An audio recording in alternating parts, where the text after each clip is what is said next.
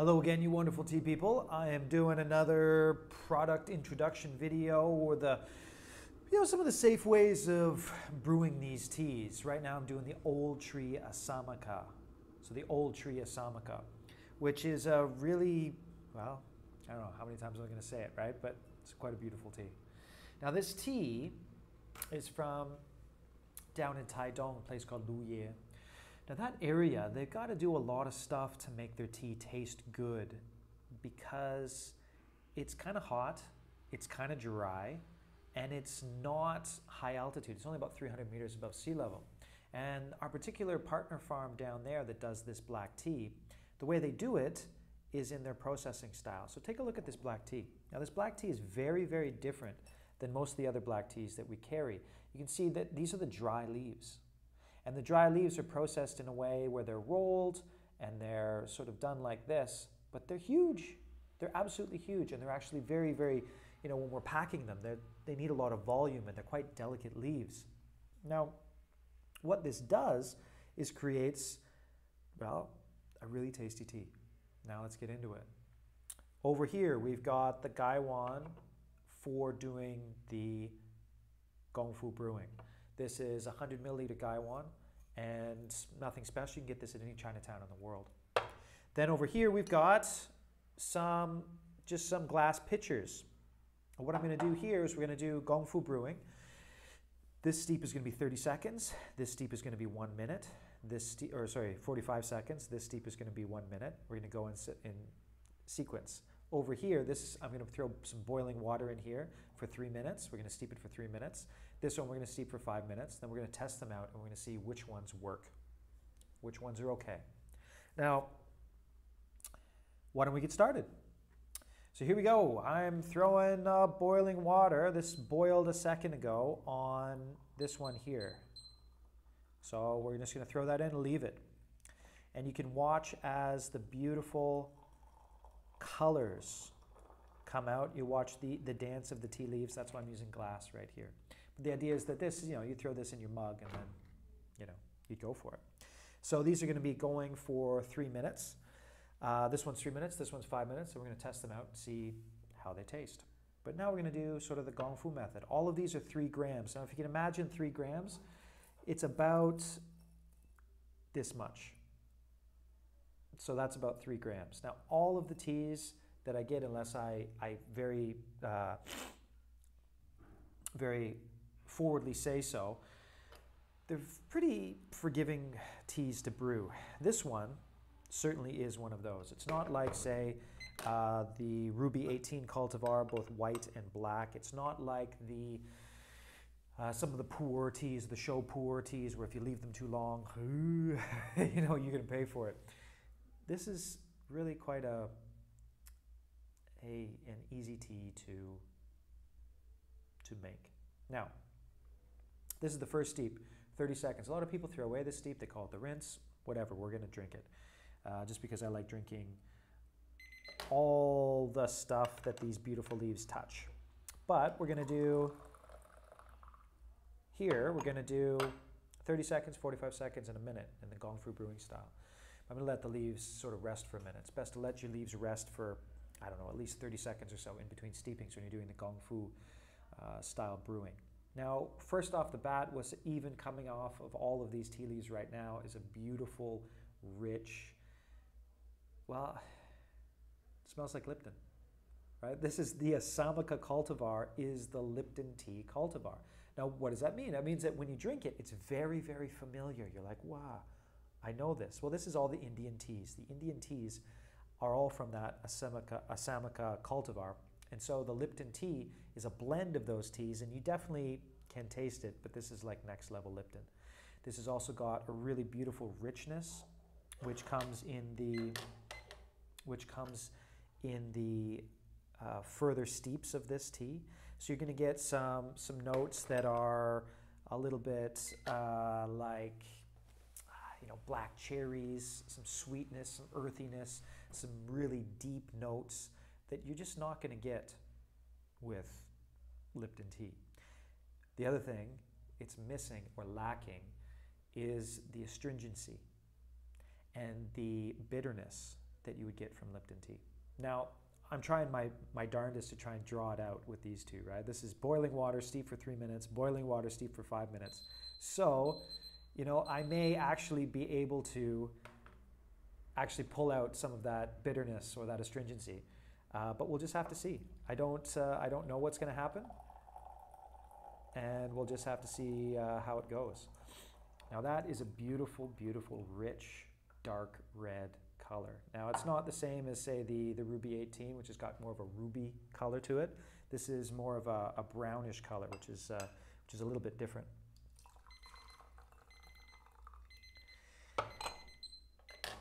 So here we go. So this is after 3 minutes. That's the color you're getting right here. Now this is a 30-second steep. You can see it's a lighter color for sure right here. Remember, when you're doing this and you're going in between steeps, it's best to take the cover off or put it on the side like this. You don't want it to be steaming those leaves even more. So here you can see that's that color, and this is the color of that's the color of 3 minutes straight with boiling water. Little different, little different. So here we've got the two. This is a 30-second steep. This was a 45-second steep. And you can see they're actually pretty similar color. So the smell coming off this tea, it's got rose notes, like I said before, black cherry notes. It's got a bunch of different floral notes that you would never, ever get in a Lipton tea. But in this tea, you actually do sort of get that stuff, which is quite nice. So let's see, we got about a minute left in this one. Why don't we do this one again for another minute? And then we'll be ready to start testing it out. Now, because of the processing style of this garden or this farm where I get this tea, because of the processing style, you can see the leaves they're huge. I mean, they're absolutely huge. And there's a couple different reasons why they do this. Now, this garden, like I said before, is not in a very special place. It's not in a high mountain place. But what they do is they do regenerative farming. So they don't use any fertilizers at all. They don't use natural fertilizers. They don't use artificial fertilizers. There's no chemical sprayed on the leaves. And they actually let the leaves mature a little bit longer than a lot of the other places. So here we go, that's 5 minutes. So instead of picking maybe once every 40 days, which they certainly could because they're in the low elevation and the plants are growing, they pick about once every 50 to 60 days. And when they pick, they're picking bigger leaves. They're picking bigger and more mature leaves, which does a couple things. The biggest difference between other black teas is that they pick less of it. So that's a big thing, you know. They pick a lot less of this tea when they pick it. But the second thing is the flavors that come out are much more subtle. Because they're older leaves and because they do it in sort of a very sustainably farmed way, the flavors that come out of the tea are much softer, more beautiful, subtle, back of the palate. And this tea is no exception to that rule at all. It's the same thing. Now, as we go through and sample these teas, you got to keep in mind that this cultivar, usually, if you steep this cultivar for, well, let's put it this way. This cultivar, when you drink this tea, is usually buried in sugar or buried in milk. So chai tea uses this as the base of it, right? You go to the Middle East tea all uses this cultivar. And so this cultivar can be pretty bitter and pretty astringent. Yeah, it can be. Now, as you'll see as we go through here, it doesn't really come out that way. We'll see how this one goes and how this one goes. But anyways, why don't we get into this tea? So here's the first steep. This was only steeped for 30 seconds. And let's see what we're looking at here.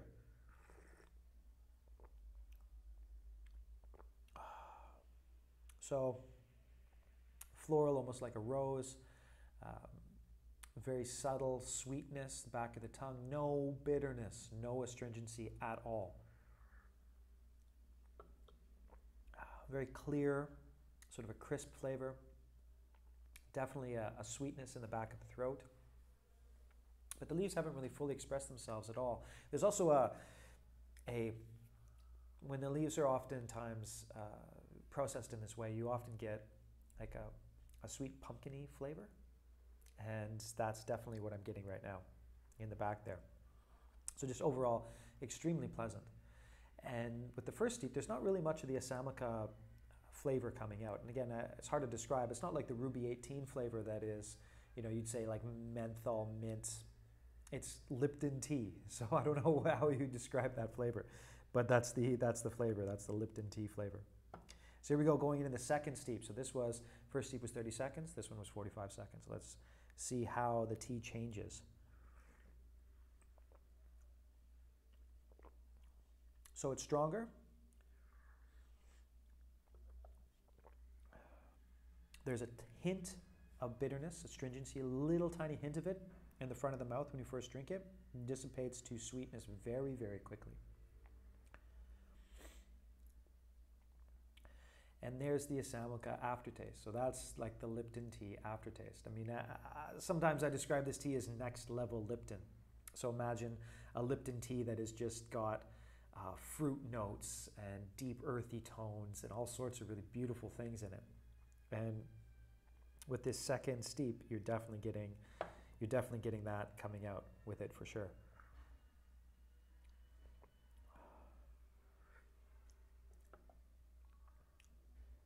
Fruit notes, sweetness, and that Assamica flavor, right? That's what's sort of the aftertaste is coming out here. So here we go, third steep. So this third steep is for 1 minute. Let's take a look and see how it goes for this one. See what the flavor's like.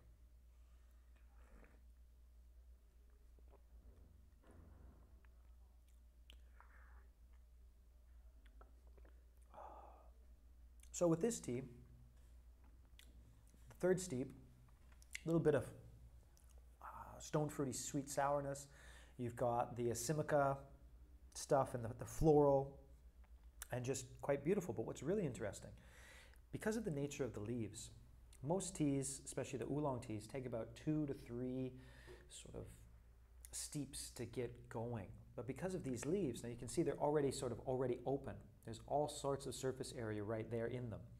It's the first couple steeps that have the most amount of flavor.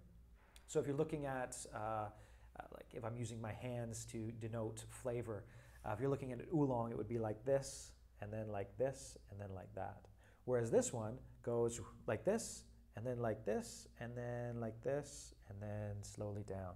So the flavor goes up much quicker. So you can see even by the third steep of this tea, then you're starting to get the flavors melding together, mixing together, becoming stronger together, but not being as strong as, say, this one, which I think is really interesting, just in the sense of the progression of the steeps and how this one is not. I was expecting it to be a little bit stronger, but it's not. This is sort of the fourth or the fifth steep of an oolong tea, where all the flavors are mixing together, melding, really clean, really clear.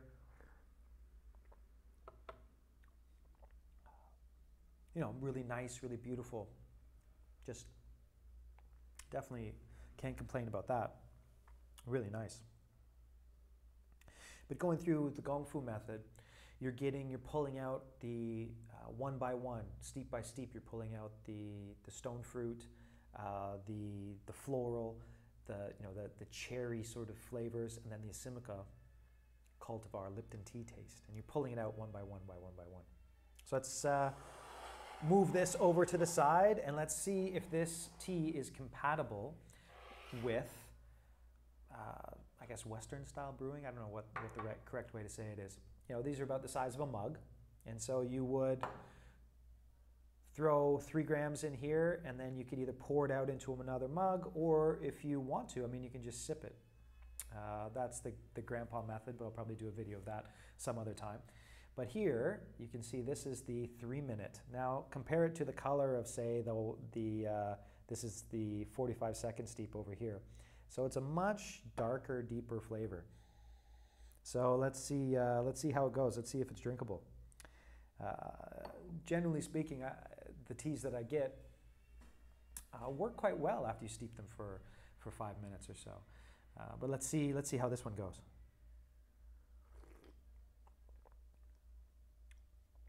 Actually, that's very pleasant. Actually, that's really good.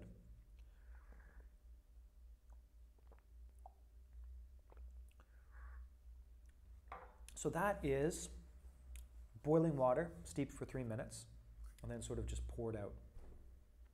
And when you do that, you get all of the flavors all together at the same time. And with some cultivars and some processing styles, you don't want to do that. Ruby 18, you don't want to do that. With this, overall, it's really pleasant. So overall, this is really nice. So what I'm getting here is a little bit upfront bitterness and astringency, turning very quickly to sweetness, and then in a clear sort of mouthfeel, and then in the back, it's got the Lipton taste mixed up with some rose floral and some sort of black cherry sweetness all together, all mixed up in the back of the throat there. So this would be very, very suitable for somebody who really liked strong black tea. Really liked strong black tea. Now, also too, I mean, I shouldn't say this, but if you added a bit of milk and sugar into this, but shh, don't tell the producers I said that. That's not something you can ever do with Taiwanese teas. But this is actually pretty suitable for some milk and sugar. This would be pretty nice, actually, with some milk and sugar. Not to say it's not good now. This is great right now. But I come from a Western country, milk and sugar in my tea. It's not sacrilegious like it is in Taiwan. Okay, so here we go. This is the one I'm not too sure about. I don't think I've tested this one for 5 minutes before, so I'm not quite sure what this is going to do. So this is 5 minutes with boiling water. You can see even from this one, it's darker than this one. But I do know that I know the man who makes this tea and the family who makes this tea, and it's one of those interesting things that the teas often take on the nature of the people who make them. And the man who makes this is a very soft man. So I'm hoping that this is going to work well. Let's see how it goes.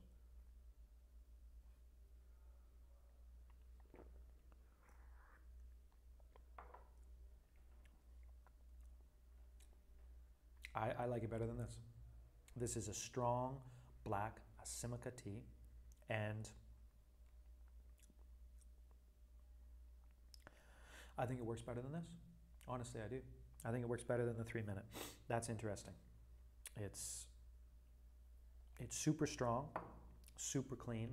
The bitterness and astringency up at front is very limited, but it turns to sweetness very quickly.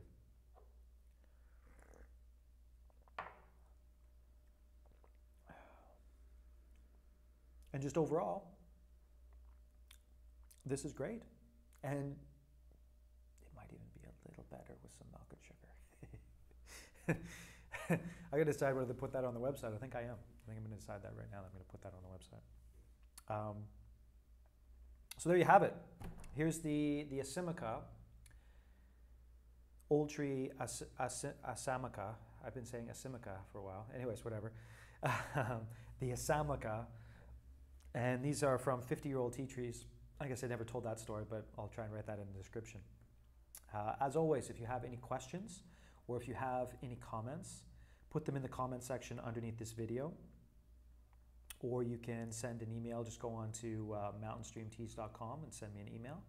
This tea is like a next level Lipton. This would be a great gift or an introduction to somebody who really likes Lipton tea, because this tea is got, if you steep it this way, you've got like the strong base characteristics of the Lipton style teas mixed in with some high level fruitness and some little bit of like cherry flavors and sweetness in with it as well. As always, thanks for watching, and see you next time.